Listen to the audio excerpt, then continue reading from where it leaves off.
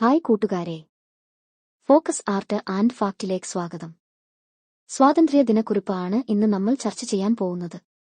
ഇന്ത്യയുടെ സുവർണ ചരിത്രത്തിൽ 1947 ഓഗസ്റ്റ് 15 എന്ന ദിവസം കുത്തിവച്ചിട്ടുണ്ട്.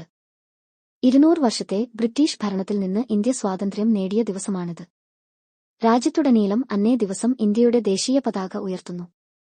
അന്നേ ദിവസം ന്യൂഡൽഹിയിലെ ചെങ്കോട്ടയിൽ ഇന്ത്യൻ പ്രധാനമന്ത്രി ദേശീയ പതാക ഉയർത്തുന്നു.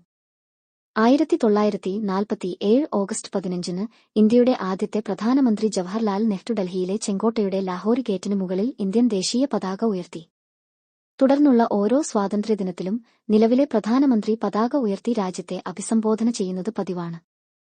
2025 സ്വാതന്ത്ര്യദിനം ഇന്ത്യയെ ബ്രിട്ടീഷ് ഭരണത്തിൽ നിന്ന് മോചിപ്പിക്കാൻ നമ്മുടെ സ്വാതന്ത്ര്യ സമര സേനാനികൾ നടത്തിയ എല്ലാ ത്യാഗങ്ങളെയും ഓർമ്മിപ്പിക്കുന്നു.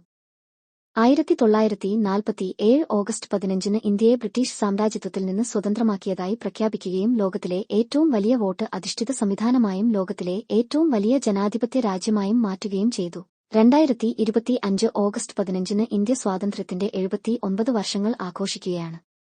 സ്വാതന്ത്ര്യ സമര സേനാനികളുടെ പോരാട്ടങ്ങളെയും സ്വാതന്ത്ര്യം നേടുന്നതിനായി ബലിയർപ്പിച്ച ജീവിതങ്ങളെയും ഓർമ്മിക്കാൻ ഈ ദിവസം നമ്മെ സഹായിക്കുന്നു. നമ്മുടെ സ്വാതന്ത്ര്യ സമര സേനാനികൾ കടന്നുപോയ പോരാട്ടം ഇന്ന് നമ്മൾ വിലമതിക്കുന്ന സ്വാതന്ത്ര്യം നേടിയെടുത്തത് നൂറുകണക്കിന് വ്യക്തികളുടെ രക്തം ചിന്തിയാണെന്ന് നമുക്ക് കാണിച്ചു തരുന്നു.